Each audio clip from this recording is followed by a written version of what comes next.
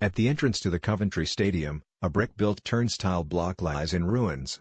It was burned down a few weeks ago by vandals. Charred beams crisscross the rubble. Walk-on and broken glass crunches underfoot. Puddles pockmark the forecourt where cars once parked. Dangerous site. Dangerous structure. A sign nailed to barriers at the stadium's front gate reads, "For most sports fans." That moment when you glimpse an arena for the first time, a football pitch under lights perhaps, the majesty of a cricket ground. The cloistered beauty of center court or the dramatic presence of the Eau Rouge section of the Spa racetrack, is an instant that makes your heart leap and your pulse race. It's a realization that something magical happens here. That sport happens here. That memories are made here. That there has been great happiness here. That there has been triumph and there has been despair and that all of it has been shared by generations. At Edgeley Park, the home of Stockport County, there is a banner behind a goal that reads, "The scarf my father wore." It hints at an arena's sense of history and aura. It tells you that you are somewhere that helps to bind the community together with civic pride.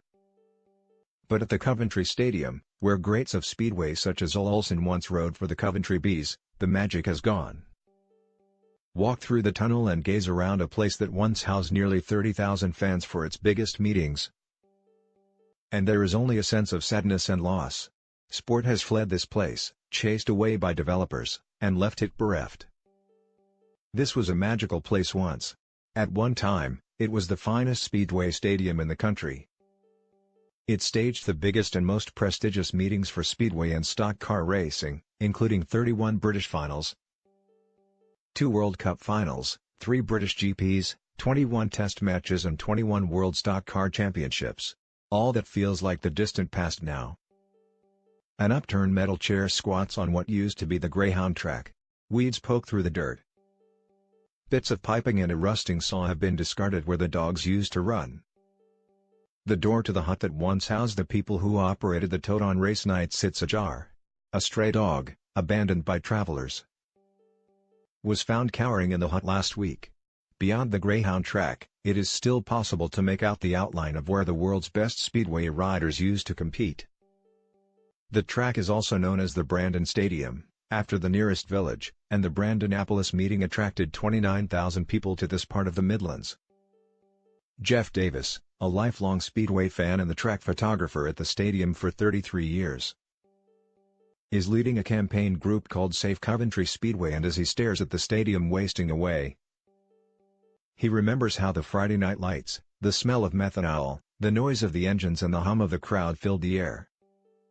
He points to his left and the terraces beyond the fourth turn and says he recently received an email from a woman in her 20s who had watched Speedway from those steps with her father when she was young.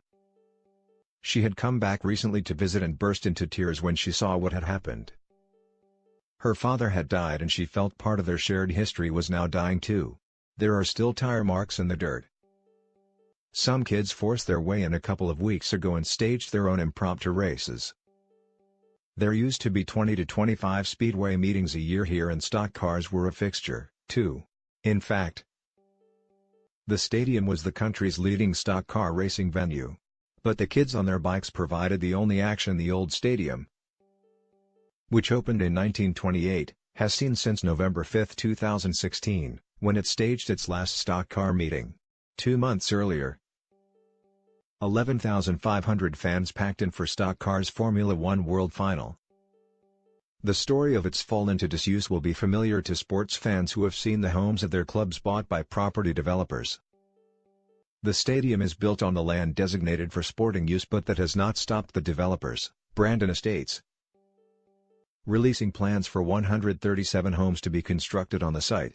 And so there is an impasse. As the impasse continues, the stadium decays.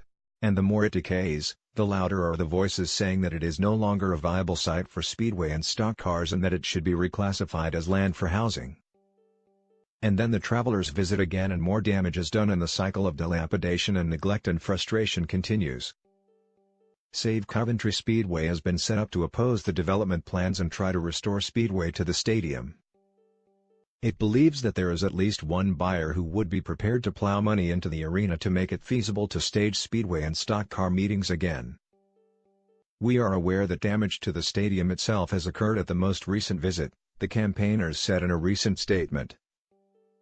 And this could in fact be seen to strengthen the case Brandon Estates are attempting to build. That the site is derelict and that redevelopment should be made a priority. On Friday afternoon, the developers submitted a planning application. I hope Rugby Borough Council do the right thing again. I hope the application is rejected and that the developers are told never to come back. I hope they are told that that land belongs to Speedway, as it has done for nearly 100 years, and that it should be returned to Speedway. And I hope that at some point in the future, we start to pay our old sporting stadiums the respect they deserve. We are a proud sporting nation and these arenas are part of our architectural heritage. To many of us, they are a lot more than bricks and mortar. They are homes to our memories and they deserve protection from those who would destroy them. Football often gives the impression it thinks it is too high and mighty to have to pay attention to the whereabouts rule for drug testing. We expect athletes and cyclists to abide by the rule faithfully and we heap opprobrium on them when they miss a test and say they didn't hear their doorbell or they were asleep in their hotel room. Yet when Alexis Sanchez missed a test last week because he was in the middle of completing his move from Arsenal to Manchester United, English football still gives the impression it was ridiculous to expect anyone to know where he was. It's just a bad day for him to be tested, said Arsenal manager Arsene Wenger. Silly yes. We'll try to pick a good day for Arsenal next time. Shall we? That kind of reasoning just doesn't cut it. Football's attitude to anti-doping is an arrogant mess. It's about time it was given a wake-up call. Phil Neville made a mistake when he cracked a joke on Twitter 6 years ago about domestic violence and it came back to haunt him when he was named the manager of the England women's team last week. It was a stupid joke about a subject that affects many people deeply made by a gentle, honest man who is about as far away from being a misogynist as it is possible to be. Many intelligent voices pointed out that they were far more concerned about Neville's lack of experience in the women's game than his sense of humor.